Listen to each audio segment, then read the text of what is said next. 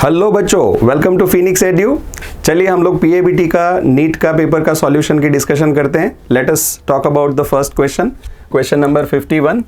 Stability of carbocation can be explained by which of the following effects. तो बच्चों यहाँ पे आप देख सकते हो कि कार्बोकैटायन की अगर स्टेबिलिटी की मैं बात करता हूँ तो कार्बोकैटायन की स्टेबिलिटी जो है it is directly proportional to plus M plus I effect and inversely proportional to minus M minus I effect. तो यहाँ पे बच्चों इंडक्टिव इफेक्ट तो मतलब में काम का नहीं रहेगा, क्योंकि इंडक्टिव इफेक्ट से तो स्टेबिलिटी कम होती है। ये एक्चुअली काफ़ी स्टेबिलाइज स्ट्रक्चर है। अच्छा, यहाँ पे आप देख सकते हैं बेटा कॉन्जुगेशन इज देयर, मतलब में plus charge single bond double bond conjugation है, तो इसकी वजह से ये जो अपना डबल बॉन्ड है that will be shifted over there, bonding pair में कन्वर्ट होगा। तो दिस वे ये अपना कॉन्जुगेशन के बाद का, रेजोनेंस के बाद का स्ट्रक्चर मिलेगा। तो बिकॉज ऑफ दिस कॉन्जुगेशन बेटा हम लोग बोल सकते हैं कि यहाँ पे रेजोनेंस इफेक्ट जो है उसकी वजह से आप इसका जो स्टेबिलिटी है उसको समझा सकते हैं। चलिए नेक्स्ट क्वेश्चन ले लें। ऑप्शन सी इसका आंसर है। The most stable carbanion is dash. बेटा आपको पता है कि कार्बेनायन की जो स्टेबिलिटी है it is directly proportional to minus I effect and inversely proportional to plus I effect। यहाँ पे तो एक्चुअली ये सारे I effect वाले ही दिख रहे हैं। देखिए फर्स्ट वन CH3CH2 माइनस,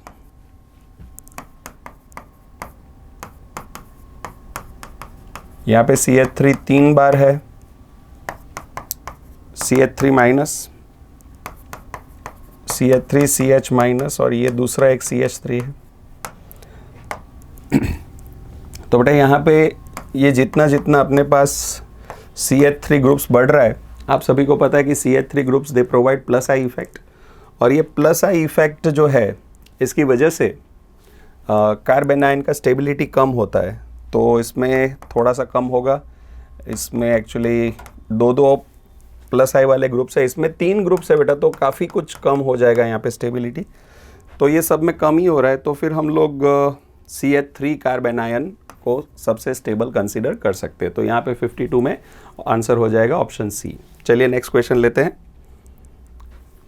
तो correct order of plus I effect is, बेटा ये तो खाली ऑर्डर ही है, जो प्लस आई इफेक्ट का ऑर्डर आपको याद रखना होता है। तो CH2 minus, O minus, COO minus और ये CCH3 थ्राइस। तो ये वाला जो ऑर्डर है बी वाला, तो that would be the answer. ठीक है, चलिए नेक्स्ट क्वेश्चन नंबर 54 देखते हैं। Which of the following intermediate has complete octet? Carbocation, carbanion, free radical, carbene. बेटा आपको पता है कि फ्री रेडिकल के अंदर तो ऑक्टेट कंप्लीट कभी नहीं हो सकता, क्योंकि फ्री रेडिकल के अंदर ऑड नंबर ऑफ इलेक्ट्रॉन्स होते हैं, तो that is out of question. अच्छा, अगर आप कार्बिन की बात करते हैं जैसे कि डाईहाइड्रोकार्बिन या फिर डाईक्लोरोकार्बिन, तो कार्बिन इंटरमीडिएट में as you can see carbon के पास कार्बन हाइड्रोजन बॉन्ड के 2 इलेक्ट्रॉन, 2 और 2 4 और ये एक लोन पेयर, तो कुल मिला के 6 इलेक्ट्रॉन्स है बेटा। तो कार्बन का ऑक्टेट यहाँ पे कंप्लीट नहीं होता है, तो ये कार्बिन के अंदर ऑक्टेट कंप्लीट नहीं है। हमको एक्चुअली चाहिए कि किसके अंदर ऑक्टेट कंप्लीट है। कार्बोकैटायन और कार्बेनायन की बात है। मान लो कि ये CH3 प्लस, ये कार्बोकैटायन की अगर मैं बात करूं, कार्बेनायन में कंसीडर करते हैं CH3 माइनस को। तो यहाँ पे आपको पता है कि कार्बेनायन में एक लोन पेयर भी होगी, और ये कार्बन हाइड्रोजन के कुल मिला के 3 बॉन्ड के 6 इलेक्ट्रॉन और ये 2 8, तो दैट्स वाई कार्बेनायन जो है वो यहाँ पे कंप्लीट ऑक्टेट पजेस करेगा, जबकि CH3 प्लस मिथाइलियम कार्बोकैटायन के पास कुल मिला के 6 इलेक्ट्रॉन ही रहेंगे, तो इसके पास कंप्लीट ऑक्टेट नहीं है। कार्बोकैटायन नहीं, पर कार्बेनायन शुड बी द आंसर। चलिए नेक्स्ट क्वेश्चन ले लेते हैं। यहाँ पे माइनस आई इफेक्ट का डिक्रीजिंग ऑर्डर बेटा आपको डिसाइड करना है। तो आपको पता है इसमें से जो एमाइन ग्रुप है that actually shows the least effect, ये सबसे कम इफेक्ट दिखाता है। और ये जो ना ओमपुरी सलमान वाला नेमोनिक अपने ने जो याद किया था माइनस आई इफेक्ट के लिए, तो वो हिसाब से NO2 का सबसे ज़्यादा होगा, नंबर 1 सबसे पहले आएगा, उसके बाद SO3H सल्फोनिक एसिड हो जाएगा, और फिर NH2 एमाइन ग्रुप हो जाएगा नंबर 2 वाला लास्ट में। तो 1 3 2, 1 is greater than 3 is greater then 2। चलिए बेटा, तो ऑप्शन बी जो है 1 is greater than 3 is greater then 2 should be the answer.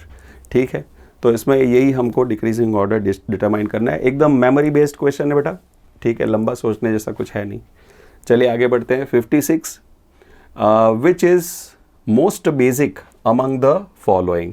चलिए बेटा, आपको बेसिक स्ट्रेंथ का एक बात पता है कि जो बेसिक स्ट्रेंथ है, basic strength is directly proportional to plus M plus I effect and inversely proportional to minus M minus I effect. ठीक है बेटा, तो ये जो फैक्ट है उसके बेसिस पे हम लोग इसको सॉल्व करेंगे। चलिए, लुईस एसिड बेस थियरी आप जानते हैं। As per Lewis acid base theory, वो कंपाउंड जो इजीली अपनी इलेक्ट्रॉन पेयर को डोनेट करे उसको हम लोग एक स्ट्रॉन्ग बेस मान सकते हैं। ये सारे वैसे तो देखा जाए तो एलिफैटिक हैं, तो इसकी बेसिक स्ट्रेंथ थोड़ी कंसिडरेबल होगी। एराइल एमाइन की कंपैरिजन में अल्काइल एमाइन जो है वो थोड़े स्ट्रॉन्गर बेस तो होते ही है। तो यहाँ पे अगर देखा जाए बेटा, तो यहाँ पे आपके पास ये जो Cl है, Cl is going to show minus I effect. NO2 जो है वो आपको दिखाएगा minus M effect. O minus जो है वो आपको दिखाएगा प्लस आई इफेक्ट। तो बेटा आप ये बात जानते हैं कि यहाँ पे बेसिक स्ट्रेंथ जो है, बेसिक स्ट्रेंथ में बढ़ाने के लिए आपको actually plus M plus I effect चाहिए होगा। ठीक है, अगर बेस जो है, बेस का स्ट्रेंथ जो है वो प्लस एम प्लस आई के डायरेक्ट प्रपोर्शन में है, minus M minus I effect के इन्वर्स प्रपोर्शन में होगा। तो दैट्स वाई बेसिक स्ट्रेंथ की जब बात आती है तो यहाँ पे आपके पास Cl है, दूसरा आपके पास NO2 है। NO2 आपके जो इफेक्ट दिखाता है दैट इज़ माइनस एम, इसका माइनस एम इफेक्ट होता है बेटा, तो बेसिक स्ट्रेंथ कम करेगा। ये प्लस आई वाला जो है वो बेसिक स्ट्रेंथ थोड़ा सा बढ़ा देगा। तो दैट्स वाई जो अपना इथाइल एमाइन है, इसको इथेन एमाइन भी बोल सकता है UPSC ना, उसकी कंपैरिजन में जो बेसिक स्ट्रेंथ है वो 56 नंबर का थोड़ा ज़्यादा होना चाहिए, because basic strength is directly proportional to plus I effect. अपना O माइनस जो है that shows plus I effect, तो वो हिसाब से उसका आंसर ऑप्शन डी हो जाएगा। चलिए आगे बढ़ते हैं। चलिए, हेट्रोलाइसिस ऑफ प्रोपेन विल यील्ड। देखो बेटा, हीट्रोलाइसिस में जो बॉन्ड फिशन होता है तो डेफिनेटली जो बॉन्डिंग पेयर है वो one of the two species के पास चली जाएगी। दैट मीन्स इसमें एक आपको कैटायन मिलेगा और एक एनायन मिलेगा। ठीक है, तो यहाँ पे जैसे सबसे पहला ऑप्शन है वो तो ऐसे ही खारिज हो जाता है, बिकॉज इसमें आपको दोनों फ्री रेडिकल्स के बारे में बात दी हुई है। फ्री रेडिकल्स तो केवल होमोलाइसिस की प्रोडक्ट के तौर पे ही प्रोड्यूस होते हैं। तो यहाँ पे प्रोपेन जो है, जैसे CH3 CH2 CH3, मान लीजिए कि यहाँ पे मैं प्रोपेन की बात करूँ तो डेफिनेटली ये हिसाब से जब बॉन्ड फिशन होगा तो CH3 CH2 प्लस ये वाला प्लस आई इफेक्ट दिखाएगा, तो बॉन्डिंग पेयर इसके पास चली जाएगी और CH3 माइनस वाला आयन आपको मिलेगा। तो CH3 माइनस और CH3 CH2 प्लस आयन, ठीक है, अपना ऑप्शन बी में दोनों चीज़ें सही है। ठीक है, दूसरा दोनों ऑप्शन भी एक बार चेक कर लेते हैं, CH3 प्लस नहीं, CH3 प्लस नहीं। ठीक है, तो बात ख़त्म हो जाती है। यहाँ पे तो दोनों प्लस दे रखे, ये तो कभी नहीं आएगा। ठीक है, और ये भी एक्चुअली सही नहीं होगा। ठीक है, क्योंकि CH3 ग्रुप जो है वो प्लस आई इफेक्ट दिखाता है, तो इसकी वजह से ये बॉन्डिंग पेयर जो है वो इसकी तरफ चली गई, ऐसा कंसिडर करेंगे। तो हीट्रोलाइसिस में बॉन्डिंग पेयर वाले इलेक्ट्रॉन्स ये CH3 के पास पहुँचेंगे और इथाइल जो है वो प्लस के फॉर्म में रहेगा। वैसे भी ये थोड़ा ज़्यादा स्टेबल दिख रहा है, बिकॉज यहाँ पे जो C+ है उसका स्टेबिलिटी को हम लोग हाइपर कॉन्जुगेशन से भी समझा सकते हैं, बिकॉज यहाँ पे अपने पास 3 अल्फा हाइड्रोजन है, तो इसकी थोड़ी स्टेबिलिटी ज़्यादा होगी। और CH3 माइनस का अंदर आप बात कर सकते हो कि इसका ऑक्टेट कंप्लीट है, तो ये भी स्टेबल है। तो दैट्स वाई ये प्रोडक्ट होना चाहिए B वाला, ना कि C वाला। ठीक है, चलिए आगे बढ़ते हैं। Let us take the next question.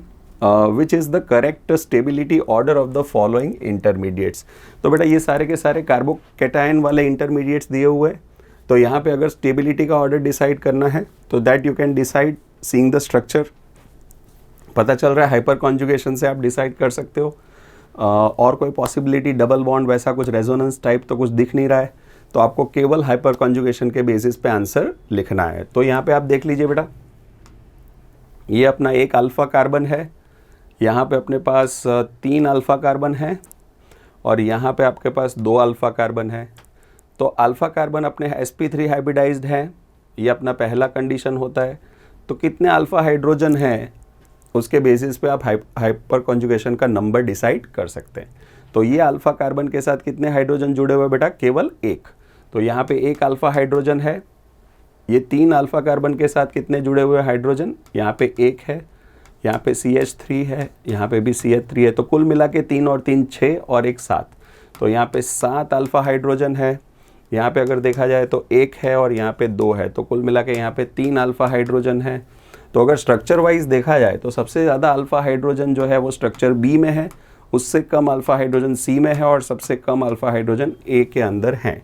तो हाइपर कॉन्जुगेशन के बेसिस पर अपना डिक्रीजिंग ऑर्डर हो जाएगा बेटा, B is greater than C is greater than A. तो ऑप्शन डी हर तरीके से सही है, B is greater than C is greater than A. चलिए आगे बढ़ते हैं।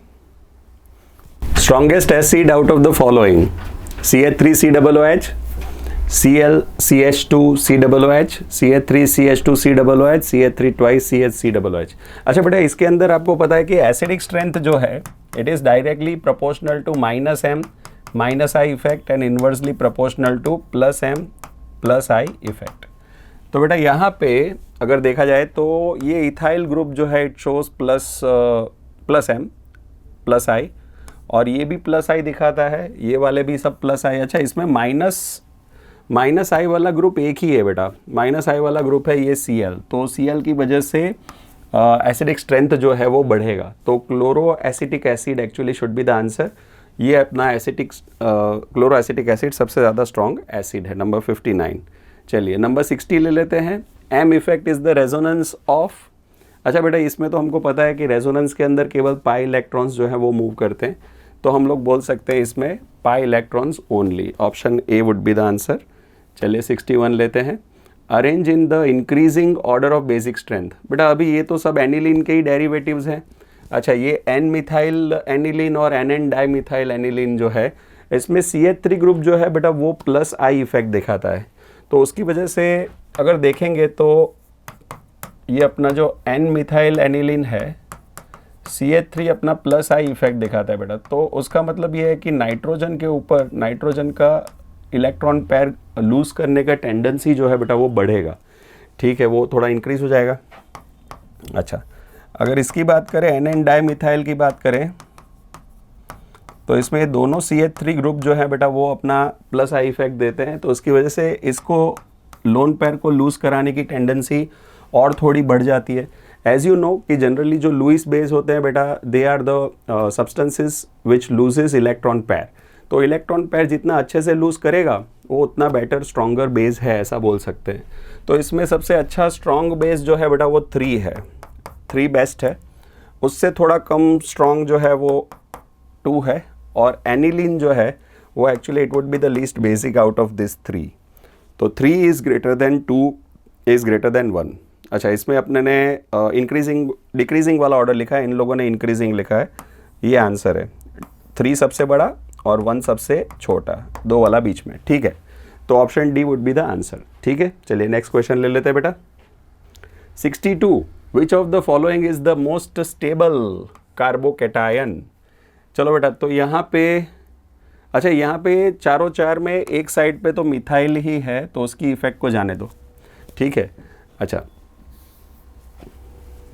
दूसरी साइड पे जो है वो ज़रा कंसीडर करते हैं हम लोग। अच्छा, ये साइनाइड जो है ये एक्चुअली -m -i इफेक्ट दिखाएगा। नाइट्रो जो है वो -m -i इफेक्ट दिखाएगा। ये जो है अपना OCH3 ये +m -i दिखाता है। +m है तो फिर यही देखेंगे। CH3 जो है बेटा वो हाइपर कॉन्जुगेशन की मदद से +m इफेक्ट दिखाता है, +m due to hyperconjugation. ऐसे तो ये +i भी दिखाता है। ठीक है, +i भी लिख देता हूँ, दोनों सेम साइन है तो फिर ओके। तो कार्बोकेटाइन की स्टेबिलिटी यहाँ पे बेटा आपको पता है कि is directly proportional to +m +i and is inversely proportional to -m -i। ठीक है, चलिए तो यहाँ पे माइनस एम से तो स्टेबिलिटी कम हो रही है, तो ये गया रेस में से ये दोनों। अच्छा, ये प्लस एम जो है इसकी वजह से स्टेबिलिटी जो है हमारी बढ़ती है बेटा। अच्छा, ये वाला प्लस एम और ये वाला प्लस एम की कोई कंपैरिजन नहीं है बेटा, बिकॉज ये मिथाइल का जो प्लस एम इफेक्ट होता है तो ये खाली हाइपर कॉन्जुगेशन की वजह से है, पर ये वाला प्रॉपर लोन पेयर की वजह से। यहाँ पे ऑक्सीजन के पास 2 लोन पेयर है तो इसका प्लस एम इफेक्ट काफ़ी स्ट्रांग होगा। तो अगर 2 प्लस एम में से मुझे चुनना होगा तो बेटर प्लस एम इफेक्ट जो है वो OCH3 मिथॉक्सी दिखाएगा। तो दैट्स वाई यहाँ पे सबसे स्टेबल जो है, सबसे ज़्यादा स्टेबिलिटी ये प्रोवाइड करवा पाएगा। Option B would be the answer. ठीक है, चलिए नेक्स्ट क्वेश्चन ले लें। Which is an acidic hydrocarbon. तो बेटा आपको पता है कि जनरली जब हम लोग अल्केन के अंदर हाइड्रोकार्बन्स में अल्केन, अल्कीन, अल्काइन में अगर चेक करते हैं तो बेसिकली वैसा हाइड्रोकार्बन सिलेक्ट करते हैं कि जो हाइड्रोजन कार्बन से इजीली डिटैच हो पाए, तो वैसे वाले को एसिडिक हाइड्रोजन बोला जाता है। जनरली अगर अल्केन की बात करें तो अल्केन के अंदर अपना जो कार्बन हाइड्रोजन का बॉन्ड है दैट कैन ब्रेक इजीली, क्योंकि ये कार्बन sp3 हाइब्रिडाइज्ड है बेटा। कैसा है? sp3 hybridised. तो ये कार्बन हाइड्रोजन का बॉन्ड जो है वो इजीली ब्रेक हो सकता है। ठीक है, इसकी कंपैरिजन में अगर मैं अल्कीन लेता हूँ तो अल्कीन का बॉन्ड और थोड़ा बेटर वे में ब्रेक हो सकता है, क्योंकि यहाँ पे एक्चुअली बेटा आप जानते हैं कि ये कार्बन sp3 हाइब्रिडाइज्ड है, इसका परसेंटेज एज कैरेक्टर 25%। अल्कीन के अंदर जो ये कार्बन होता है वो अपना sp2 हाइब्रिडाइज्ड होने की वजह से इसका परसेंटेज एस कैरेक्टर जो है वो 33.3% का होता है। तो बेटा जैसे जैसे परसेंटेज एस कैरेक्टर बढ़ते जा रहे हैं वैसे वैसे कार्बन की इलेक्ट्रोनेगेटिविटी बढ़ रही है, तो वैसे वैसे कार्बन हाइड्रोजन बॉन्ड की पोलैरिटी बढ़ती है। तो कार्बन हाइड्रोजन बॉन्ड जितना ज़्यादा पोलर होगा उतना इजीली वो ब्रेक होकर हाइड्रोजन को रिलीज़ कर पाएगा। ठीक है, और अगला ले ले तो CH ट्रिपल बॉन्ड CH, तो यहाँ पे भी ये हाइड्रोजन इजीली रिलीज़ हो सकता है।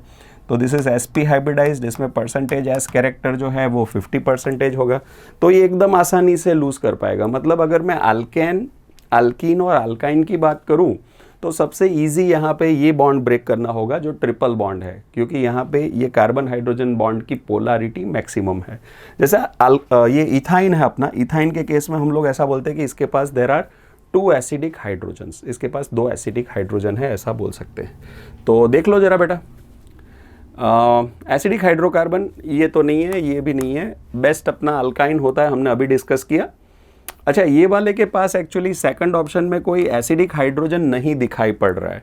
हाइड्रोजन है लेकिन वो एक्चुअली दोनों कार्बन, पहला और चौथा वाला कार्बन sp3 हाइब्रिडाइज्ड है, तो वो इजीली ब्रेक नहीं होगा। ये वाला जो है एसिडिक हाइड्रोजन, ये बेस्ट अपना एसिडिक हाइड्रोजन का केस होगा, क्योंकि यहाँ पे दोनों कार्बन अपने sp हाइब्रिडाइज्ड है, इसका परसेंटेज एस कैरेक्टर भी थोड़ा ज़्यादा होगा। ठीक है, चलिए, तो उसके बेसिस पे हम बोल सकते हैं दैट सी जो है, सी अपना आंसर होना चाहिए। ठीक है, A, B और D रेस से बाहर हो गए और C अपना आंसर है। ठीक है, चलिए आगे बढ़ते हैं। Let us take the next question. 64 लेते हैं। Conjugated double bond is present in. अच्छा, कॉन्जुगेटेड डबल बॉन्ड का मतलब होता है डबल, सिंगल, डबल टाइप का बॉन्ड। तो 1,2 ब्यूटाडाइन की बात है। अच्छा, ये 1,2 ब्यूटाडाइन है बेटा। 1,3 ब्यूटाडाइन की बात है, ये 1,3 ब्यूटाडाइन है। 1,4 पेंटाडाइन की बात है, ये 1,4 पेंटाडाइन है। बीटा ब्यूटिलीन की बात है, तो ये बीटा ब्यूटिलीन है बेटा। तो इन सब में देखो, इसमें तो डबल बॉन्ड 2 बार है ही नहीं। अच्छा, इसमें डायरेक्ट आ गए, इसमें एक्चुअली डबल सिंगल डबल नहीं हुआ, ये भी नहीं चलेगा। इसमें डबल सिंगल सिंगल डबल हो रहा है, ये भी नहीं चलेगा। तो एक्चुअली अपना जो बेस्ट बेट है that is this option, buta 1,3 diene. तो ये अपना आंसर हो जाएगा। ठीक है बेटा, चलिए आगे बढ़ते हैं। 65 विच of the following is the most stable compound. ये सब में कार्बोकैटायन दे रखे। पहला ऑप्शन जो है वो है PH थ्राइस, ट्राइफिनाइल कार्बोकैटायन है, और ये अपना कार्बोकैटायन। तो बेटा यहाँ पे प्लस चार्ज जो है वो बहुत अच्छे से स्टेबिलाइज हो पाएगा, क्योंकि ये पूरा रेजोनेंस स्टेबिलाइज हो रहा है। प्लस सिंगल डबल का कॉन्जुगेशन, प्लस सिंगल डबल का कॉन्जुगेशन, ये पूरा गोल घूम जाएगा।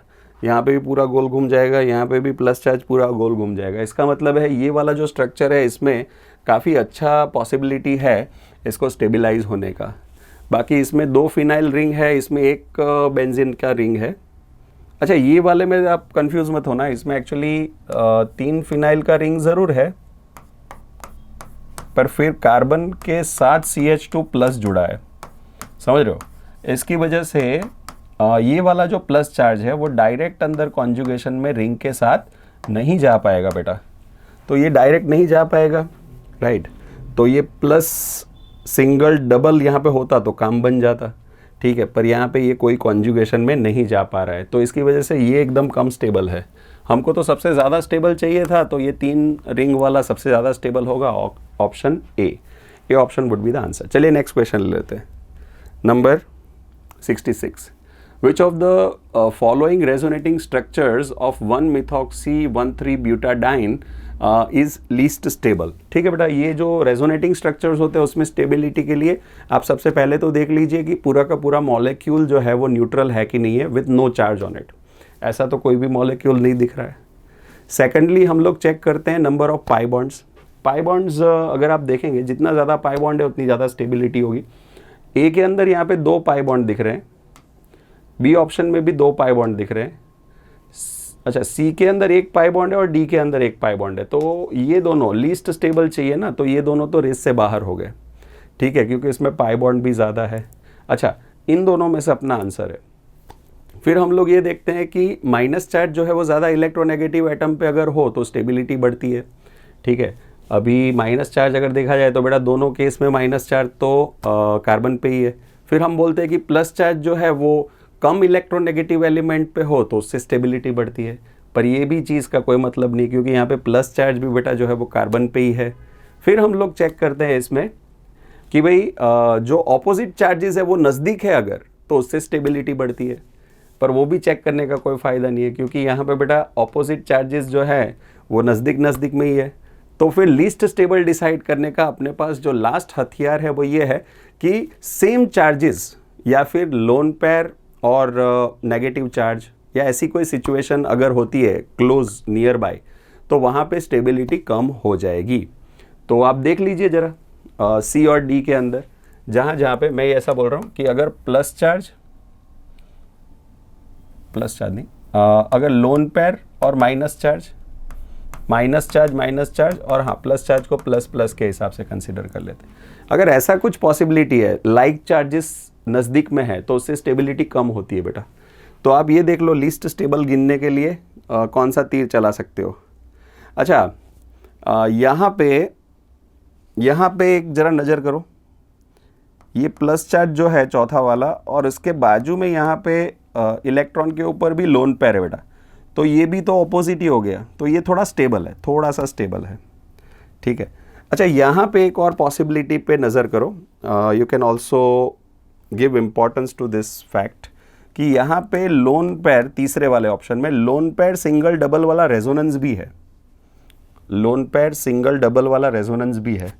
ऐसा रेजोनेंस यहाँ पे नहीं दिख रहा है, ठीक है। इसमें एक रेजोनेंस है minus single bond double bond वाला। अच्छा, अगर चार्ज वाइज देखें तो ये लोन पेयर, ठीक है, और ये पाई बॉन्ड के जो इलेक्ट्रॉन्स हैं, पाई बॉन्ड के इलेक्ट्रॉन्स और ये लोन पेयर साथ में है, तो उसका मतलब है यहाँ पे रिपल्सिव फोर्सेस ज़्यादा हैं। इसका रिपल्सिव फोर्स जो है वो ज़्यादा होने की वजह से, इसकी स्टेबिलिटी कम होगी, जबकि ये ऑपोजिट चीज़ें हैं प्लस चार्ज और लोन पेयर जो बाजू में है, तो इसकी स्टेबिलिटी ज़्यादा होगी। तो फोर्थ वन जो है वो ज़्यादा स्टेबल है, थर्ड वन जो है वो कम स्टेबल है। हमको कम ही चाहिए था, तो हमारा जो आंसर है वो होना चाहिए ऑप्शन सी। चलिए, तो ये हिसाब से आगे बढ़ते हैं। Let us take number 67। Which of the following is the decreasing order of stability. चलिए, तो इसमें स्टेबिलिटी का ऑर्डर डिसाइड करना है हमको। तो सबसे पहले आप देख लीजिए, अच्छा एक साइड पे तो सब में मिथाइल ही है, तो इसको तो गिनने की कोई ज़रूरत नहीं है, हम दूसरी साइड पे ही ध्यान देते हैं। ये सब जगह मिथाइल है पहले तो, फिर अपने को दिया हुआ है CH+, यहाँ पे भी दिया हुआ है CH+, और यहाँ पे भी दिया हुआ है CH+। चलिए, यहाँ पे अपने को है CH3 यहाँ पे है OCH3 और यहाँ पे है COCH3। तो बेटा आप देखो इसका कौन सा इफेक्ट आ रहा है वो। सबसे पहले तो स्टेबिलिटी की अगर बात करें तो ये वाला जो ग्रुप है इसके पास 2 लोन पेयर है। 2 लोन पेयर होने की वजह से it is going to show plus M effect as well as minus I effect. ठीक है, माइनस I यहाँ पे कोई रेलेवेंट नहीं होगा, मतलब प्लस M तो दिख रहा है। अभी कार्बोकैटायन की स्टेबिलिटी के लिए आपको एक बात पता है कि कार्बोकैटायन की stability is directly proportional to plus M plus I effect and inversely proportional to minus M minus I effect. ठीक है, अच्छा अगर इसमें देखा जाए ये वाला ग्रुप बेटा, पहले अगर मैं मिथाइल की बात करता हूँ तो इसमें एक्चुअली प्लस M है ड्यू टू हाइपर कॉन्जुगेशन। ठीक है, हाइपर कॉन्जुगेशन की वजह से प्लस M है। तो अगर इसकी स्टेबिलिटी की बात की जाए तो ये थोड़ी सी कम हो जाएगी इसकी कंपैरिजन में, क्योंकि यहाँ पे प्रॉपर प्लस M है because of the 2 lone pairs present over oxygen, पर यहाँ पे हाइपर कॉन्जुगेशन की वजह से थोड़ा सा दिख रहा है इफेक्ट। ठीक है, तो ये एक्चुअली बेटर है, ये ज़्यादा स्टेबल है, ये थोड़ा सा इससे कम होगा। अगर COCH3 की बात करूँ तो COCH3 के अंदर, अच्छा इसमें अगर तुम रेजोनेंस का सोचते हो तो प्लस चार्ज यहाँ पे ऑक्सीजन पे आ जाता है। अगर प्लस चार्ज ऐसे इलेक्ट्रोनेगेटिव एटम पे आता है तो उसको अच्छी बात नहीं मानी जाती। अच्छा, तो COCH3 का एक्चुअली माइनस M इफेक्ट को कंसीडर कर सकते हो। माइनस M इफेक्ट को अगर कंसीडर करते हो तो उसकी वजह से तो कार्बोकैटायन की स्टेबिलिटी कम हो जाएगी। तो देखते हुए, सारे फैक्टर्स को देखते हुए ऐसा लग रहा है कि भाई सेकंड जो ऑप्शन है, सेकंड ऑप्शन जो है वो सबसे ज़्यादा स्टेबल है, इससे थोड़ा सा कम है फर्स्ट ऑप्शन, और थर्ड ऑप्शन जो है वो माइनस M इफेक्ट की वजह से सबसे कम स्टेबल हो जाएगा। तो ऑर्डर आना चाहिए 2 is greater than 1 is greater than 3। ठीक है बेटा, तो option A should be the answer. चलिए आगे बढ़ते हैं, let's take the next question. 68 most stable carbocation is dash. बेटा इसमें तो हर जगह पे बेंजीन रिंग जैसा ही स्ट्रक्चर है। ठीक है, और ठीक है, ओके, तो इसको ऐसा करते हैं हम लोग, इसका माइनस I इफेक्ट कंसीडर करेंगे, ये वाले का माइनस M इफेक्ट कंसीडर करेंगे, ये वाला जो है वो प्लस M इफेक्ट दिखाएगा। इसमें ऐसा कोई स्पेसिफिक इफेक्ट नहीं है। अगर प्लस चार्ज को अगर बेंजीन रिंग के साथ जोड़ा जाए तो थोड़ा सा प्लस चार्ज इसमें कॉन्जुगेशन में है, ऐसे प्लस चार्ज वाला कॉन्जुगेशन हर जगह है। ठीक है, तो बेंजीन रिंग का ही खाली आप एक हल्का सा माइनस I इफेक्ट देख सकते हो, लेकिन माइनस I वाली जो अपनी पूरी सीरीज़ है उसमें बेंजीन सबसे एकदम एंड में ही आता है, तो दैट्स वाई ये इफेक्ट काफ़ी वीक है माइनस I अगर कंसीडर करते हो तो भी। ठीक है, खाली एक रेजोनेंस टाइप का इफेक्ट है प्लस चार्ज सिंगल और डबल के बीच में, पर वो वाला इफेक्ट हर जगह है। ठीक है, तो अगर हम लोग देखें तो कार्बोकैटायन की स्टेबिलिटी के लिए plus M plus I direct proportion में होते हैं और minus M minus I inverse proportion में होते हैं। तो हमको एक्चुअली प्लस M वाला चाहिए, प्लस M प्लस I वाला चाहिए, तो ये तो गया काम से। माइनस M है, सबसे ज़्यादा स्टेबल चाहिए ना, इसलिए ये प्लस M है बेटा, ये माइनस I है पूरा फुल टू, ये भी कोई ऐसा कि तो बड़ा काम का नहीं है। ठीक है, तो हम लोग ऐसा कंसीडर कर सकते हैं कि यहाँ पे OCH3 जो है, OCH3 का प्लस M इफेक्ट होने की वजह से, वो भी ऑक्सीजन के पास 2 लोन पेयर है, तो दैट्स वाई ये जो स्टेबिलिटी बढ़ाएगा कार्बोकैटायन की वो ये चारों में सबसे ज़्यादा होगी। तो दैट्स वाई यहाँ पे अपने आंसर करेंगे C। चलिए आगे बढ़ते हैं, let us take number 69। Which of the following will show aromatic behaviour. अरे ये तो डायरेक्ट अपने देखते ही पहचान जाएंगे कि कौन सा वाला एरोमेटिक बिहेवियर शो करेगा। बचपन से आप पढ़ते आए हैं एरोमेटिक बिहेवियर में बेंजीन के बारे में, तो इसमें तो ज़्यादा कुछ लंबा चेक करने जैसा नहीं है। अच्छा, यहाँ पे देखो जैसे C वाला जो है साइक्लोहेक्सीन आपको दिया हुआ है, साइक्लोहेक्सीन के अंदर तो कॉन्जुगेशन ही कंप्लीट नहीं हो रहा है। ये वाला कार्बन, ये वाला सब कॉन्जुगेशन में जा ही नहीं रहे। अच्छा, यहाँ पे भी कोई कॉन्जुगेशन नहीं, ये वाला जो कार्बन है वो कॉन्जुगेशन में नहीं जा पा रहा है। डबल सिंगल डबल वाला कॉन्जुगेशन यहाँ पे है, ये 4 कार्बन जा पाएंगे, पर ये वाला कार्बन कॉन्जुगेशन में नहीं जा पा रहे। इसमें भी बेटा ये कार्बन्स जो हैं वो कॉन्जुगेशन में नहीं जा पा रहे हैं, तो दैट्स वाई कॉन्जुगेशन कंप्लीट ही नहीं है, तो फिर हकल्स रूल लगाने वाली बात भी नहीं आती है। तो ये जो 3 ऑप्शन है वो तो ऐसे ही मतलब में एरोमेटिक नहीं दिखा रहे। तो ऑप्शन B जो है benzene actually should show aromatic behaviour. चलिए आगे बढ़ते हैं। Which is not an aromatic compound. Okay बेटा, अच्छा यहाँ पे 3 रिंग है तो ये तो मतलब में एरोमेटिक हो जाएगा, ये एरोमेटिक है। हालांकि हमको पूछा है विच इज़ नॉट एरोमेटिक, हाँ, तो वो ज़रा ध्यान में रखना कि नॉट एरोमेटिक पूछा है। अच्छा ये वाला ज़रा देखो तो, इसमें अगर पाई इलेक्ट्रॉन का नंबर देखते हो, अच्छा देखो हम लोग हर एक स्टेप्स वेरीफाई करते हैं। सबसे पहले हमको वेरीफाई करना था कि साइक्लिक होना चाहिए, तो साइक्लिक तो है। Secondly you know we look forward to planarity वाली कंडीशन, कॉन्जुगेशन वाली कंडीशन। कॉन्जुगेशन पहले देख लेते हैं। देखो यहाँ पे कॉन्जुगेशन है प्लस चार्ज सिंगल डबल, यहाँ पे भी प्लस चार्ज सिंगल डबल है, यहाँ पे loan charge single loan pair single double, ये भी कॉन्जुगेशन में पूरा कंप्लीट है। इसका मतलब हुआ कि सारे के सारे एटम्स जो है वो कॉन्जुगेशन में तो हैं। सेकेंडली प्लेनरिटी वाली कंडीशन में बेटा ये 4 कार्बन जो है डबल बॉन्ड वाले वो तो पहले से ही sp2 हाइब्रिडाइज्ड हैं, और अगर ये देखा जाए CH2+ वाला ये भी sp2 हाइब्रिडाइज्ड है। अच्छा ये जो कार्बन है ये कार्बन, ये ऑक्सीजन, सॉरी ऑक्सीजन की अगर मैं बात करता हूँ तो ऐसे तो 2 सिग्मा बॉन्ड है और 2 लोन पेयर दिख रही है, लेकिन दोनों लोन पेयर में से एक ही लोन पेयर पार्टिसिपेट करेगी कॉन्जुगेशन के अंदर। तो इसके लिए ठीक है, इसको हम लोग sp3 हाइब्रिडाइजेशन में 2 लोन पेयर, ये sp3 हाइब्रिडाइजेशन है लेकिन इसकी एक लोन पेयर कॉन्जुगेशन में जा रही है, तो sp3 हाइब्रिडाइजेशन वाले एटम की भी अगर लोन पेयर कॉन्जुगेशन में है तो दैट मीन्स उसको भी प्लेनरिटी कंडीशन में फुलफिल माना जाता है, या तो फिर वो कार्बन या दूसरा जो एटम है वो sp2 हाइब्रिडाइज्ड होना चाहिए, क्योंकि sp2 हाइब्रिड ऑर्बिटल्स का जो शेप है वो प्लेनर ट्रायंगुलर होता है।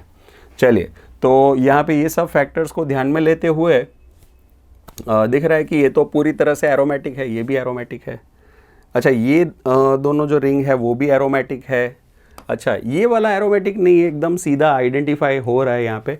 बेटा ये जो एटम्स हैं ये एटम्स तो कॉन्जुगेशन में जा ही नहीं पा रहे हैं, खाली कॉन्जुगेशन यहाँ पे ये 4 एटम का ही हो पा रहा है। ये 4 कार्बन जो है वही कॉन्जुगेशन में जा पा रहे हैं। Double bond single bond double bond वाला कॉन्जुगेशन है, यहाँ पे 2 एटम कॉन्जुगेशन में नहीं जा रहे।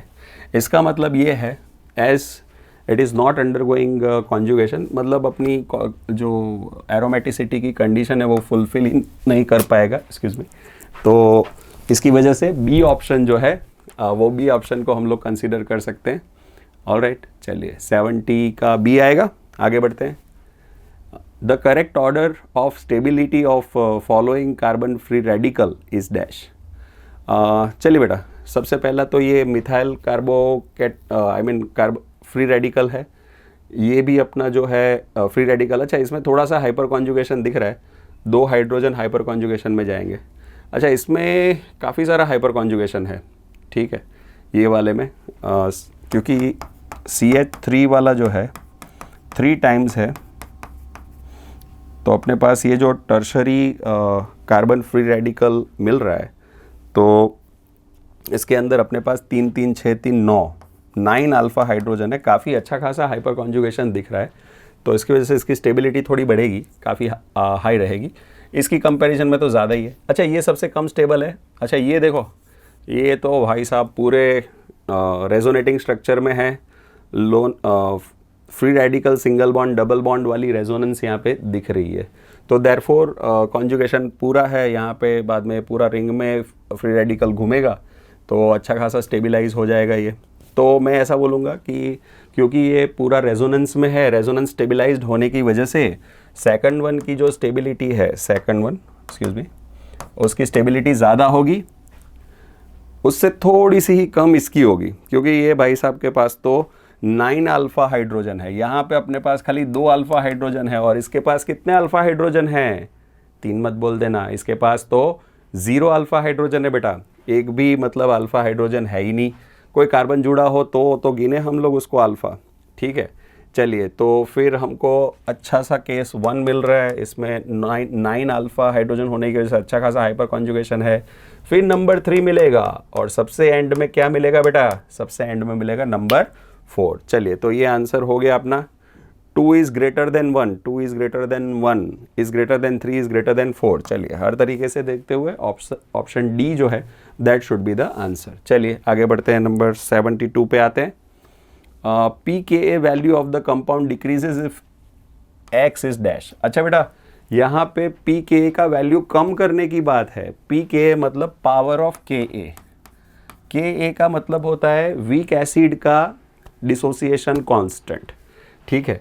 तो पी के ए की बात करें, अगर आपको पी के ए कम करना है, इसका मतलब है के ए की वैल्यू बढ़ानी है, इसका मतलब है एसिडिक स्ट्रेंथ बढ़ानी है। तो अगर एसिडिक स्ट्रेंथ बढ़ानी है, आपको पता है acidic strength is directly proportional to -m-i effect. मतलब अगर ऐसा कोई ग्रुप जोड़ दें हम लोग स्ट्रक्चर में, ये अपना है बेंजोइक एसिड के पैरा पोजीशन पे ऐसा कोई अगर ग्रुप जोड़ दें जो -m-i इफेक्ट दिखाए, तो उससे मतलब में एसिडिक स्ट्रेंथ जो है काफ़ी हद तक बढ़ सकती है।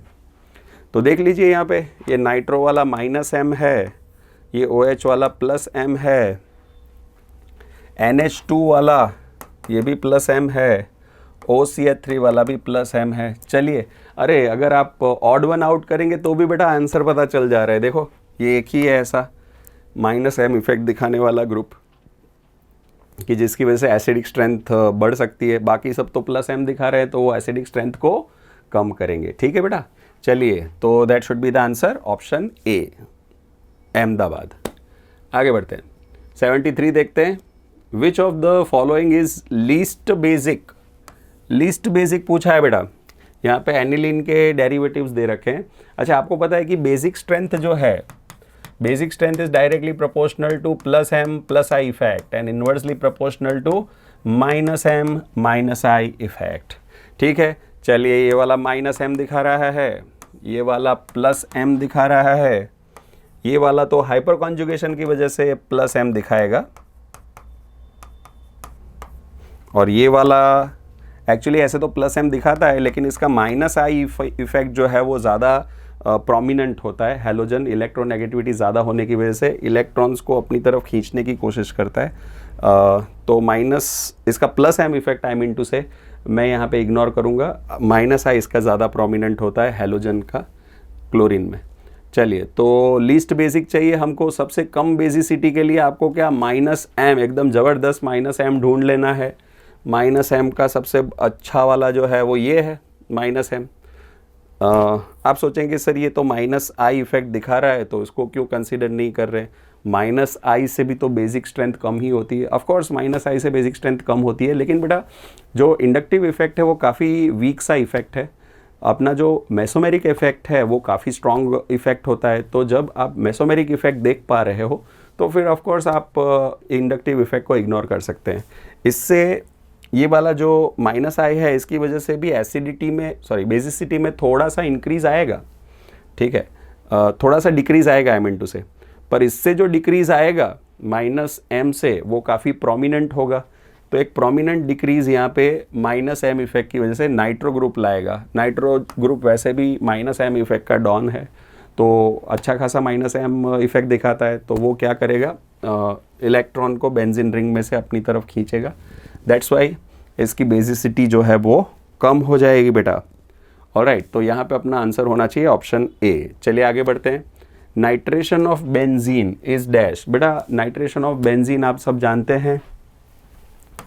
बेंजीन की अगर बात करें तो बेंजीन के नाइट्रेशन के लिए हमको क्या चाहिए होता है, नाइट्रोनियम आयन। ये नाइट्रोनियम आयन क्या है बेटा, इट्स एन इलेक्ट्रोफाइल। तो इलेक्ट्रोफाइल जो है वो कहीं पे कोई भी एक जगह पे जुड़ जाएगा, और यहाँ पे जो अपना हाइड्रोजन है, कार्बन हाइड्रोजन वाला, तो वो हाइड्रोजन यहाँ से निकलेगा। तो दैट मीन्स नाइट्रोबेंजीन बनाने के लिए हमको जो रिएक्शन करना पड़ रहा है वो रिएक्शन है इलेक्ट्रोफिलिक सब्स्टिट्यूशन रिएक्शन। क्योंकि यहाँ पे हाइड्रोजन निकल के इलेक्ट्रोफाइल जुड़ रहा है तो सब्स्टिट्यूशन है, और ये इलेक्ट्रोफाइल जुड़ रहा है इसीलिए इलेक्ट्रोफिलिक सब्स्टिट्यूशन है। तो ये रिएक्शन को हम लोग बोलेंगे इलेक्ट्रोफिलिक सब्स्टिट्यूशन रिएक्शन, ESR। ठीक है, तो नाइट्रेशन ऑफ बेंजीन वाले में आंसर आएगा ऑप्शन सी। चलिए आगे बढ़ते हैं। चारों चार के अंदर consider the following compounds. The correct order of the reactivity in electrophilic substitution reaction. बेटा इलेक्ट्रोफिलिक सब्स्टिट्यूशन कराना है तो इलेक्ट्रोफाइल E के ऊपर प्लस चार्ज होता है, बेंजीन रिंग को अगर नेगेटिव चार्ज करके एक्टिवेट करें, ऐसा कोई ग्रुप हमको चाहिए इलेक्ट्रोफिलिक सब्स्टिट्यूशन के लिए। मतलब बेंजीन रिंग को अगर एक्टिवेट करना है इलेक्ट्रोफाइल के लिए, देखो इलेक्ट्रोफाइल प्लस चार्ज है, तो ऐसा ग्रुप चाहिए हमको यहाँ पे ऐसा ग्रुप चाहिए जो बेंजीन रिंग के ऑर्थो या फिर पैरा स्थान पे नेगेटिव चार्ज क्रिएट करके इलेक्ट्रोफाइल को अपनी ओर खींचे, तो इसी को हम लोग बोलते हैं इलेक्ट्रोफिलिक सब्स्टिट्यूशन रिएक्शन। तो अगर इलेक्ट्रोफिलिक सब्स्टिट्यूशन कराना है तो हमको यहाँ पे कैसा ग्रुप चाहिए बेटा? Activating group. एक्टिवेटिंग ग्रुप बोले तो प्लस एम इफेक्ट वाला ग्रुप, प्लस एम इफेक्ट वाला ग्रुप चाहिए। तो बेंजीन है बेचारा, यहाँ पे इसका थोड़ा हल्का फुल्का सा प्लस एम इफेक्ट आपको देखने को मिलेगा हाइपर कॉन्जुगेशन की वजह से।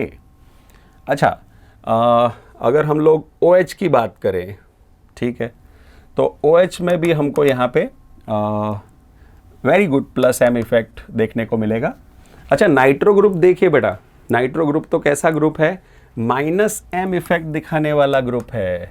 माइनस एम इफेक्ट से क्या होगा बेटा? ऑर्थो और पैरा पे माइनस चार्ज नहीं प्लस चार्ज क्रिएट हो जाएगा, तो उसकी वजह से बेचारा इलेक्ट्रोफाइल वहाँ पे जुड़ नहीं पाएगा। तो relatively electron density Meta position पे ज़्यादा होने की वजह से मेटा प्रोडक्ट बनेगी, पर मेटा प्रोडक्ट एक्चुअली काफ़ी कम यील्ड देती है। तो उसका मतलब है माइनस एम इफेक्ट को हम लोग बोलेंगे deactivating effect for electrophilic substitution. ठीक है, तो यहाँ पे अच्छा खासा इलेक्ट्रोफिलिक सब्स्टिट्यूशन के लिए बेंजीन रिंग को एक्टिवेट करने का काम प्लस एम इफेक्ट की मदद से OH कर रहा है। तो इसका मतलब है जो थर्ड वन है वो इलेक्ट्रोफिलिक सब्स्टिट्यूशन के लिए सबसे बेस्ट सूटेड है। अच्छा, फिर हम लोग 2 ले सकते हैं, सेकंड वन, वो भी तो CH3 ग्रुप बेचारा हाइपर कॉन्जुगेशन की वजह से थोड़ा हल्का फुल्का एक्टिवेट कर रहा है बेंजीन रिंग को। अच्छा, ये वाला तो सबसे एंड में आएगा। ये तो नाइट्रो का तो जो माइनस एम इफेक्ट है वो इतना ज़बरदस्त है कि इलेक्ट्रोफिलिक सब्स्टिट्यूशन में ये रेस में अकेला भागेगा तो भी लास्ट आएगा बेचारा। तो ऐसी हालत है इसकी। बेंजीन की थोड़ी मतलब में बेटर होगी कंपैरेटिवली, इसके पास तो ऐसा कोई ग्रहण नहीं लगा हुआ है। ठीक है, तो इसकी वजह से ये अपना ऑर्डर जो है हो जाएगा, सबसे पहला 3, फिर 2, फिर 1, फिर 4। तो हर तरीके से देखते हुए option C should be the answer.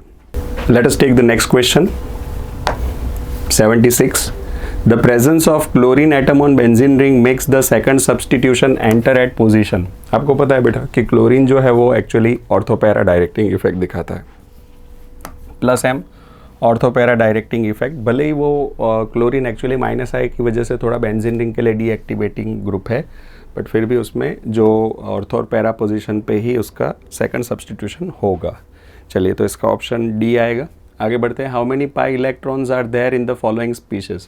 बेटा आपको पता है कि यहाँ पे अगर कॉन्जुगेशन अगर देखते हैं तो minus charge, single bond, double bond, ये पूरा कॉन्जुगेशन जा रहा है, ये पूरा भी कॉन्जुगेशन जा रहा है। What does that mean? ये कॉन्जुगेशन के ऊपर से हम समझ पा रहे हैं कि ये भी इसकी जो पैर है कार्बन आयन की electron pair, that is also participating over here. तो 2 और 2 4 और 2 6, 6 पाई इलेक्ट्रॉन्स आर देयर बेटा। तो ऑप्शन सी जो है वो अपना आंसर हो जाएगा। चलिए आगे बढ़ते हैं। Which nitrogen is protonated readily in guanidine. ठीक है बेटा, तो ग्वानिडीन के अंदर which one is easily protonated, ये हमको पूछा हुआ है। चलो, तो इसको सॉल्व करने के लिए सबसे पहले देख लीजिए। अच्छा ठीक है, अब प्रोटोनेट करना है हमको H+, तो हमको एक्चुअली ऐसा जगह चाहिए जहाँ पे नाइट्रोजन जो नाइट्रोजन के ऊपर इजीली इलेक्ट्रॉन पैर अवेलेबल हो। तो बेटा ये जो नाइट्रोजन है ना, फर्स्ट वन, वहाँ पे आप देख सकते हो कि उसका लोन पैर जो है वो आगे कॉन्जुगेशन में नहीं जा पाता है। यहाँ वाला जो लोन पैर है सेकंड और थर्ड वाले का, वो एक्चुअली आगे कॉन्जुगेशन में जा पाएगा। तो वैसे भी डबल बॉन्डेड नाइट्रोजन का जो लोन पैर होता है वो हमेशा एक ही जगह पे स्टेटिक हो जाता है, वो कभी भी मूव नहीं कर पाता। ठीक है बेटा, तो इसके ऊपर बेस्ड अगर आप देखोगे तो ये कॉन्जुगेशन में जा रहा है 2 नंबर 3 नंबर, ये नहीं जा पा रहा है। अगर ये थर्ड वन नहीं जा पा रहा है कॉन्जुगेशन में, तो इसका मतलब है कि इट इज़ अवेलेबल 24/7। तो जब कोई H+ इसके पास आएगा तो वो इजीली उसके साथ कोऑर्डिनेट बॉन्ड बना सकता है। तो दैट मीन्स फर्स्ट वन जो है वो सबसे इजीली प्रोटोनेट होना चाहिए। तो ये first nitrogen that is going to be protonated the most easily. चलिए आगे बढ़ते हैं। The number of benzylic hydrogen atoms in ethyl benzene. देखो बेटा, इथाइल बेंजीन ये टाइप का स्ट्रक्चर है, दिस इज इथाइल बेंजीन। इसमें बेंजाइलिक हाइड्रोजन पूछे हुए हैं। ये कार्बन बेंजाइलिक कार्बन है जो बेंजीन रिंग के साथ डायरेक्ट जुड़ा हुआ है। sp3 हाइब्रिडाइज होना ज़रूरी होता है इसको। यहाँ पे 2 हाइड्रोजन है हमारे पास बेटा, बेंजाइलिक हाइड्रोजन 2 है। आगे बढ़ते हैं। In aqueous medium the lowest value of P K B. अच्छा, पी के बी अगर लोएस्ट चाहिए इसका मतलब है के बी हाइएस्ट चाहिए, तो बेसिक स्ट्रेंथ आपको ज़्यादा चाहिए। तो बेटा you need highest basic strength in aqueous medium. तो ये डाई मिथाइल एमाइन जो है, आपको पता है कि एक्वियस मीडियम के अंदर मिथाइल सब्सटीट्यूटेड जो है उसका ऑर्डर होता है 213, मतलब कि 2 डिग्री एमाइन जो है दैट इज़ मोस्ट स्टेबल, फिर 1 डिग्री एमाइन, और ये जो है 3 डिग्री एमाइन जो है वो सबसे लास्ट में आएगा। तो दैट्स वाई हम लोग यहाँ पे जो है बेसिक स्ट्रेंथ का बोल सकते हैं इस तरह से, और लास्ट में एमोनिया। तो ये तरीके का ऑर्डर हम लोग को देखने को मिलता है। तो क्योंकि ये 2 डिग्री है तो एक्वियस मीडियम के अंदर 2 degree amine is the most basic. चलिए आगे बढ़ते हैं। Which of the following is most basic? तो बेटा aniline, ortho nitro aniline, meta nitro, para nitro aniline. बेटा बेसिक स्ट्रेंथ जो होती है it is directly proportional to plus M plus I effect and inversely proportional to minus M minus I effect. यहाँ पे ये जो नाइट्रो ग्रुप्स दिख रहे हैं सारे के सारे नाइट्रो ग्रुप्स आपको यहाँ पे माइनस एम दिखेंगे। माइनस एम का मतलब होता है बेसिक स्ट्रेंथ कम करने वाले ही ग्रुप यहाँ पे लगे हुए हैं। अच्छा, यहाँ पे ऑर्थोनाइट्रो एनिलीन में शायद आपको डाउट पड़े कि अरे कहीं ये जो है बेसिक स्ट्रेंथ बढ़ा ना दे, पर एक्चुअली बेटा यहाँ पे SIR नहीं, यहाँ पे SIP इफेक्ट लगेगा। आपको पता है कि SIR इफेक्ट जो बेसिक स्ट्रेंथ बढ़ाने वाला इफेक्ट है उसके लिए जो बल्कि ग्रुप जो है NH2 बल्कि ग्रुप में समाविष्ट नहीं किया जाता। इसका मतलब है प्राइमरी एमाइन जो है वो SIR इफेक्ट नहीं पर SIP इफेक्ट दिखाते हैं। SIP इफेक्ट में ऐसा था कि प्राइमरी जो एनिलीन है 1 डिग्री वाला, तो उसमें जब ऑर्थो पोजीशन पे कोई बल्कि ग्रुप आएगा तो वो एक्चुअली बेसिक स्ट्रेंथ को कम करता है। तो ये बहुत ही कम बेसिक होगा बेटा, और ये मेटा और पैरा वाले भी माइनस एम इफेक्ट की वजह से बेसिक स्ट्रेंथ कम ही करने वाले। तो देखा जाए तो सबसे ज़्यादा बेसिक इसमें से एनिलीन है, तो that is going to have most basic strength. ठीक है, चलिए आगे बढ़ते हैं। नेक्स्ट क्वेश्चन लेते हैं। Which one is strongest acid? Fluoro acetic acid, chloro acetic acid, dichloro difluoro acetic acid. बेटा ये आपको पता है कि क्लोरोफ्लोरो जो है वो एक्चुअली माइनस आई इफेक्ट दिखाते हैं। एसिडिक स्ट्रेंथ जो है वो एक्चुअली माइनस एम माइनस आई के डायरेक्ट प्रोपोर्शन में होता है।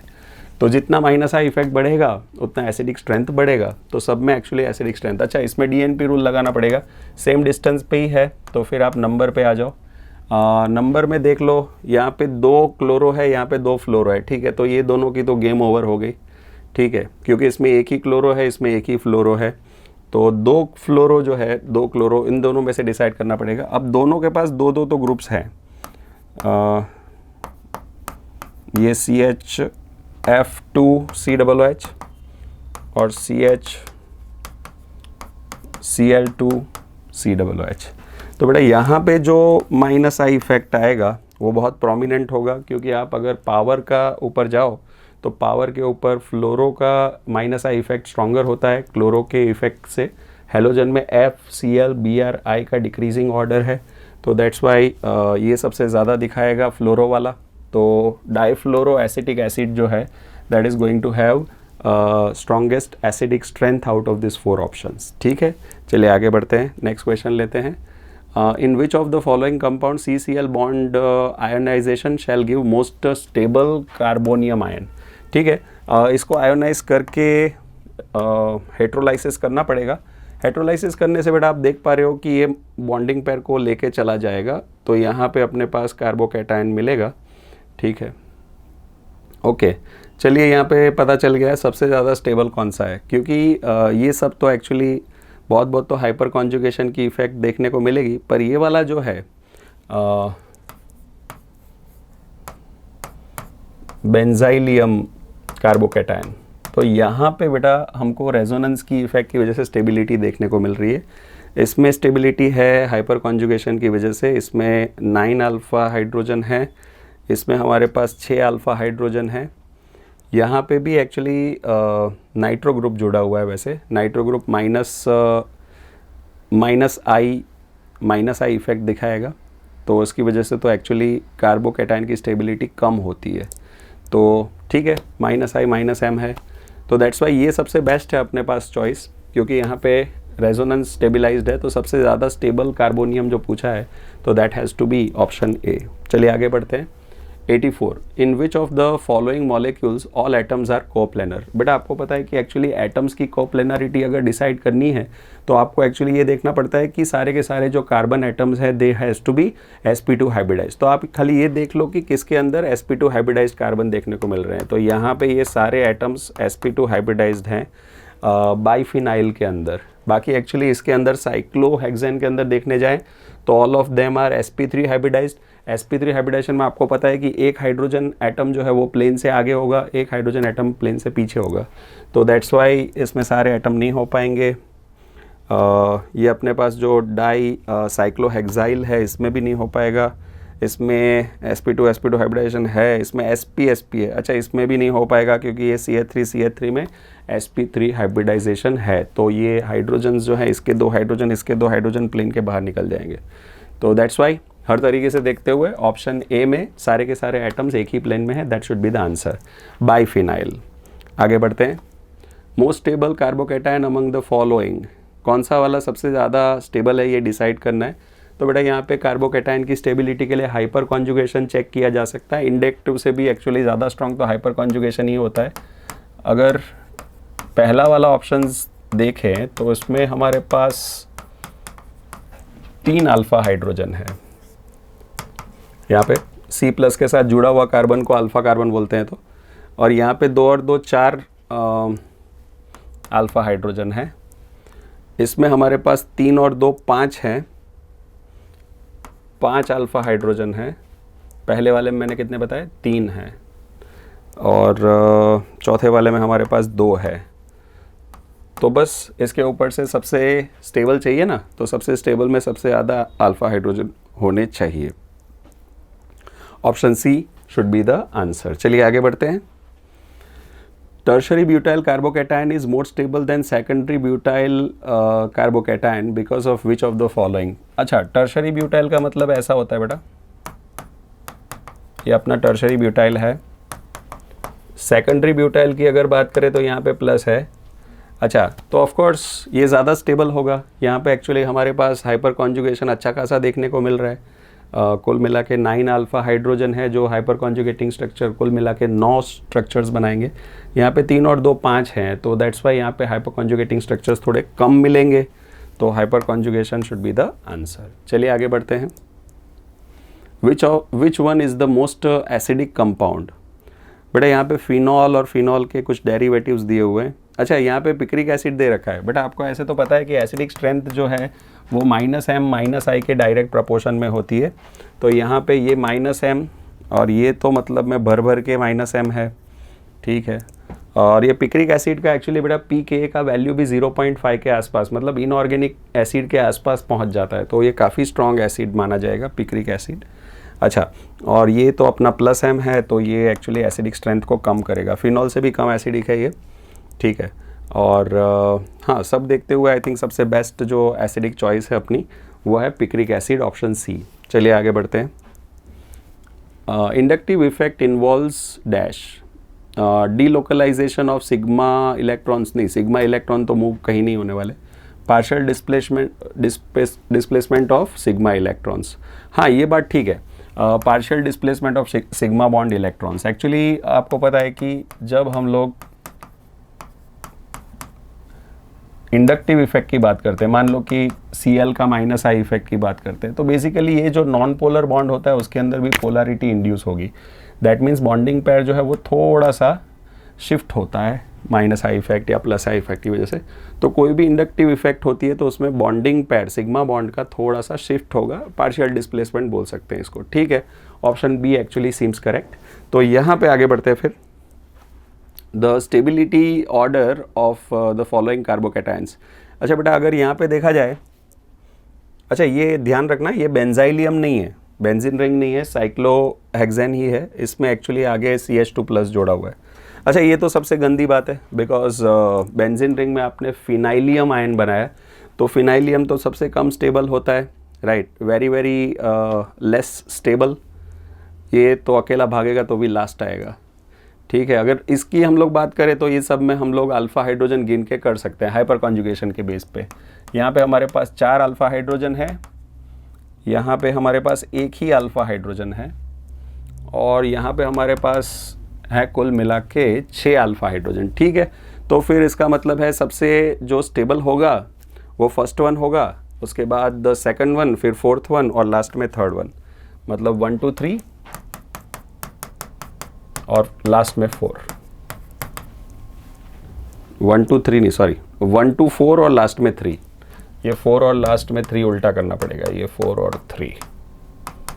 ठीक है ना, क्योंकि ये हाइपर कॉन्जुगेशन से हम लोग थोड़ा स्टेबलाइज हो पा रहे हैं, ये तो एकदम लेस स्टेबल है। अच्छा, इसमें बेंजीन रिंग पे प्लस चार्ज है, तो मतलब ऐसा मत गिनना कि अरे सर प्लस चार्ज है तो फिर क्यों इसमें रेजोनेंस नहीं करवा रहे। अरे भाई, रेजोनेंस जो है इसको मैं कैसे रेजोनेंस कराने जाऊँ?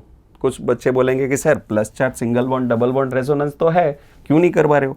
तो अगर मैं करवा दूं इसका रेजोनेंस, तो आप खुद ही सोचो ना क्या हो जाएगा। अगर यहाँ पे इसका रेजोनेंस मैं करवाने जाता हूँ तो यहाँ पे इसका कार्बन का हाइब्रिडाइजेशन बेटा हो जाएगा sp, 2 सिग्मा बॉन्ड बन रहे हैं, तो sp हाइब्रिडाइजेशन में तो बॉन्ड एंगल ही 180 डिग्री बन जाएगा, रिंग टूट जाएगी। इसका मतलब है ये हाइब्रिडाइजेशन होने से रहा।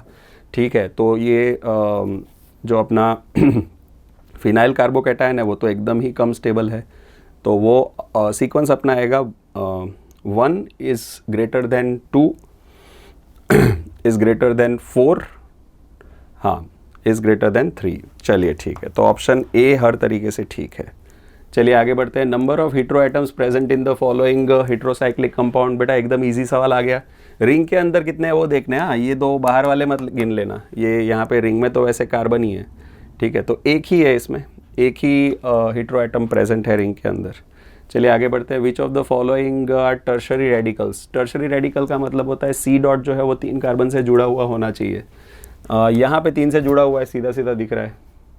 अच्छा, यहाँ पे नहीं है बेटा, एक्चुअली अगर देखोगे तो CH2 वाला डॉट जो है इसमें 3 मिथाइल है। ठीक है, यहाँ पे एक ही कार्बन से जुड़ा हुआ है, तो ये 1 डिग्री है। ये वाला अगर देखें तो C डॉट इथाइल के साथ जुड़ा हुआ है और 2 मिथाइल के साथ जुड़ा है। ठीक है, ये इसमें मतलब में इथाइल मिथाइल सब में कार्बन तो है ही, तो ये 3 डिग्री है। यहाँ पे जो है अपना C डॉट 2 कार्बन से जुड़ा हुआ है, तो ये 2 डिग्री है, और यहाँ पे भी 3 डिग्री है क्योंकि C डॉट 3 कार्बन से जुड़ा हुआ है। तो 3 डिग्री वाले टर्शरी रेडिकल्स कौन से हैं, तो A और C। ठीक है बेटा, option C would be the answer. चलिए आगे बढ़ते हैं। Underline carbon is sp3 hybridize. बेटा अगर आपको हाइब्रिडाइजेशन चेक करना है तो आपको क्या करना चाहिए, you should actually find out number of sigma bonds और you should also calculate lone pairs. अगर ये टोटल सिग्मा बॉन्ड और लोन पेयर का टोटल अगर 2 आता है तो sp हाइब्रिडाइजेशन, 3 आता है तो sp2, और अगर 4 आता है तो sp3। क्योंकि सिर्फ मेजर एटम कार्बन ही है तो बाकी कोई हाइब्रिडाइजेशन का बात करने का मतलब नहीं है। चलिए ये वाला जो कार्बन है दैट इज़ sp2 हाइब्रिडाइज्ड, क्योंकि इसके पास 3 सिग्मा बॉन्ड है और एक भी लोन पेयर नहीं है, टोटल 3 आया तो sp2 हाइब्रिडाइज्ड। ये वाला जो कार्बन है बेटा, अच्छा ये sp3 हाइब्रिडाइज्ड है क्योंकि इसमें अगर इसको मैं ऐसे बताऊं CH3 CH2 NH2, तो ये चारों 4 सिग्मा बॉन्ड दिख रहे हैं, 4 सिग्मा बॉन्ड, टोटल 4 आया सिग्मा और लोन पेयर का, तो उसका मतलब है sp3 हाइब्रिडाइज्ड। तो ये इसमें अंडरलाइंड sp3 हाइब्रिडाइज्ड है। ठीक है, तो फिर बाकी के 2 चेक करने की ज़रूरत नहीं है। आगे बढ़ते हैं। Which of the following resonating structure contributes equally to the resonance hybrid. बेटा रेजोनेंस हाइब्रिड में इक्वली कंट्रीब्यूट करने के लिए जो रेजोनेटिंग स्ट्रक्चर्स है उसका स्ट्रक्चर एकदम ऐसा सेम जैसा दिखना चाहिए। ठीक है, खाली प्लस माइनस का फ़र्क हो सकता है और कोई फ़र्क नहीं होना चाहिए।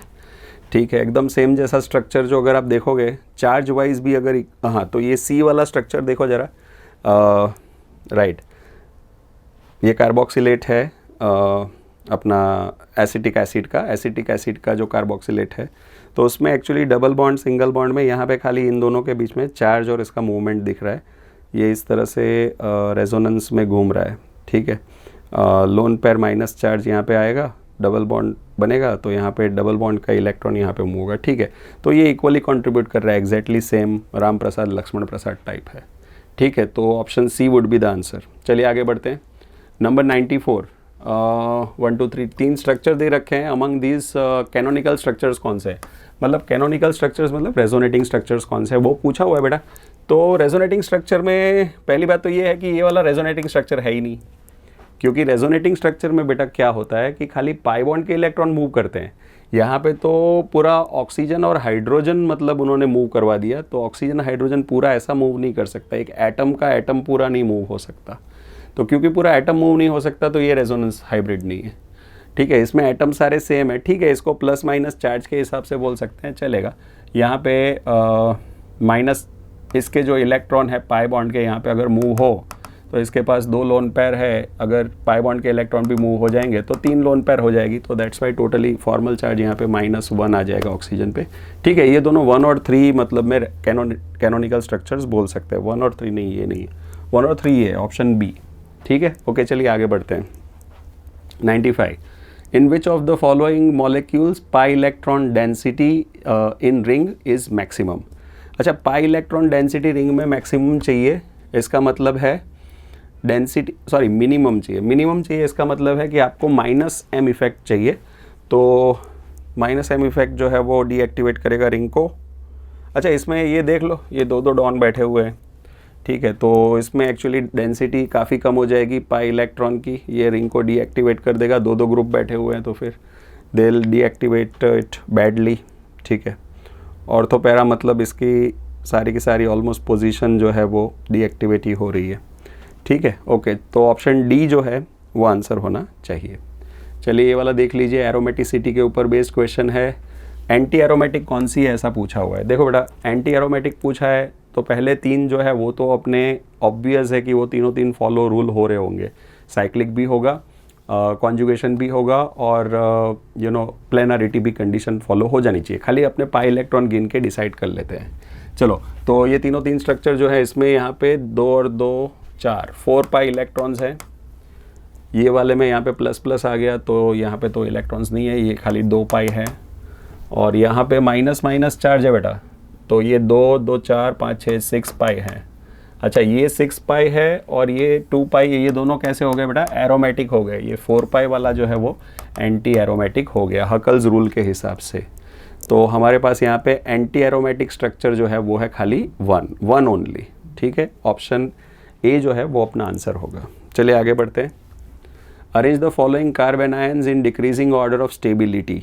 आपको पता है कि कार्बन आयन की stability is directly proportional to -m - i effect और +m + i को इन्वर्सली प्रोपोर्शनल होता है। इसका +m इफेक्ट है बेटा, इसका -m इफेक्ट है और CH3 वाला हाइपर कॉन्जुगेशन की वजह से +m इफेक्ट दिखाता है ड्यू टू हाइपर कॉन्जुगेशन। ये थोड़ा कमज़ोर सा इफेक्ट है, ठीक है। और वैसे भी यहाँ पे कार्बन आयन का जो कॉन्जुगेशन है वो तो है ही है, minus charge single bond double bond conjugation की इफेक्ट तो है ही। तो कार्बन आयन की स्टेबिलिटी के लिए सबसे अच्छा हमको -m इफेक्ट चाहिए। -m इफेक्ट इसमें है तो 3 वाला सबसे स्टेबल है बेटा। अच्छा, ये इसमें +m दिखा रहा है, मेजर +m है, इसमें थोड़ा सा +m है, हल्का पुल्का सा। तो ये स्टेबिलिटी में थोड़ा सा डिक्रीज़ कराएगा, ये तो काफ़ी डिक्रीज़ करा देगा। तो फिर मैं एक्चुअली इसके बाद 1 लिख देता हूँ। ये तो थोड़ा रेजोनेंस स्टेबिलाइज तो है, इसमें और कोई दूसरा इफेक्ट नहीं है। इसमें इसको डुबाने वाले 2 इफेक्ट हैं, +m। अच्छा, ये +m थोड़ा वीक है, मतलब ये थोड़ा डूबेगा, ये कुछ ज़्यादा ही डूब जाएगा। तो ठीक है, स्टेबिलिटी वाइज इसका आएगा पहले और इसका आएगा लास्ट में, क्योंकि बेटा जितना जितना +m इफेक्ट बढ़ रहा है उतना उतना कार्बन आयन का स्टेबिलिटी घट रहा है। तो दैट मीन्स यहाँ पे +m इफेक्ट बहुत ही मेजर है, तो 4th वन लास्ट में आएगा। यहाँ पे थोड़ा सा +m है तो थोड़ी स्टेबिलिटी कम होती है, तो इसकी कंपैरिजन में 4 की कंपैरिजन में 2 थोड़ा सा ज़्यादा स्टेबल होगा, ठीक है। तो ये अपना आंसर है 3124। 3124 देख लेना भाई, सब सही है ना, हाँ ठीक है। ओके, चलिए आगे बढ़ते हैं। 98। अच्छा, फ्यूरान दिया हुआ है, उसका ऑक्सीजन एटम का हाइब्रिडाइजेशन पूछा है बेटा। अभी हमने बोला कि हाइब्रिडाइजेशन अगर डिसाइड करना है तो आपको गिनना पड़ेगा सिग्मा बॉन्ड और लोन पेयर कितनी है वो। तो यहाँ पे 2 सिग्मा बॉन्ड है और 2 लोन पेयर है, तो कुल मिला के टोटल बन गया 4। तो हाइब्रिडाइजेशन की टाइप कौन सी हो जाएगी बेटा, sp3 हाइब्रिडाइज्ड है, ठीक है। चलिए आगे बढ़ते हैं। 99 हाइपर कॉन्जुगेशन।